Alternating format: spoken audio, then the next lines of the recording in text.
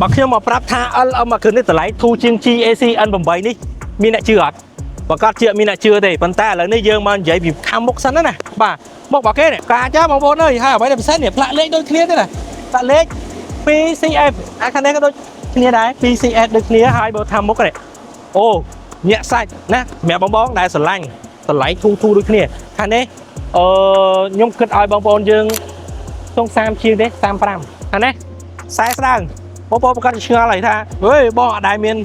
លុយស៊ី LM ណាតម្លៃធូរជាងទេឥឡូវយើងមកបង្ហាញពីលក្ខណៈសម្បត្តិមួយសិនបាទរថយន្តទាំងពីរនេះបងប្អូនយកទៅរថតាក់ស៊ីក៏ត្រូវយកទៅជិះជាលក្ខណៈគ្រួសារក៏ត្រូវដែរបាទហើយបងប្អូនយើងទិញយកទៅដាក់ជួលប្រចាំខែក៏បានគួរសមដែរអញ្ចឹងឥឡូវនេះយើងមកបង្ហាញពីចំណុចខ្លះពីខាង LM នេះទៅមុនបាទនេះខាងក្នុងគេបកមកវឹបបងប្អូនអានេះឆ្នាំ2015ឆ្នាំ2015តិចទៀតខ្ញុំនឹងបង្ហើបប្រាប់បងប្អូនឲ្យអស់ណាបាទបងប្អូនឆ្ងល់ទេណាឆ្នាំ2015មាន LM តែខាងក្នុងគេអានេះក៏ VIP យើងឡើងហើយណាបងប្អូនបាទហើយខាងលើនេះយើងមានកន្លែងតឡើងម៉ាស៊ីនត្រជាក់ហើយមានទូរទស្សន៍មួយ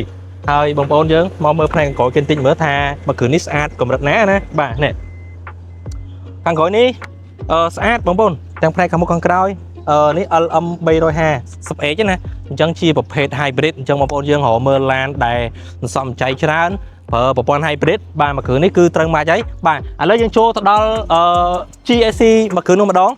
មួយគ្រឿងនេះគឺឆ្នាំ2024បាទហើយជាប្រភេទពាក់កណ្ដាល full ទេហើយប្រើ speaker ជាប្រភេទ Yamaha ណាបងប្អូនបាទហើយអេក្រង់ខាងក្នុងនេះគឺយើងប្រើអេក្រង់2ហើយកៅអីនេះជាប្រភេទកៅអីដែលទុនល្មើយស្រួលអង្គុយស្រួលជិះទៅតាមខេត្តមែនតើណាបងប្អូននេះបាទបើខាងក្រោយនេះវិញក៏ញាក់សាច់ដែរបងប្អូនអើយបាទនេះមើលខាងក្រោយខ្ញុំឆ្លាញ់កៅអីរបស់ GAC នេះមែនតើអញ្ចឹងមកធៀបរថយន្តទាំងពីរនេះណាបងប្អូនស្រឡាញ់មួយណាមកយកមួយនឹងបានហើយឥឡូវខ្ញុំបញ្ជាក់បន្តិចសម្រាប់LM មូលហេតុបានតម្លៃធូរជាងដោយសារតែមួយគ្រឿងនេះជាប្រភេទ Alpha ឆ្នាំ2015 Hybrid អូតូ3សន្លឹកយើងឡើងមក LM 350H ហើយមួយគ្រឿងនេះគឺ original តែម្ដងឆ្នាំអត់មានបាញ់ទេណាបាទមួយគ្រឿងនេះថ្មីបាទអញ្ចឹងបងប្អូន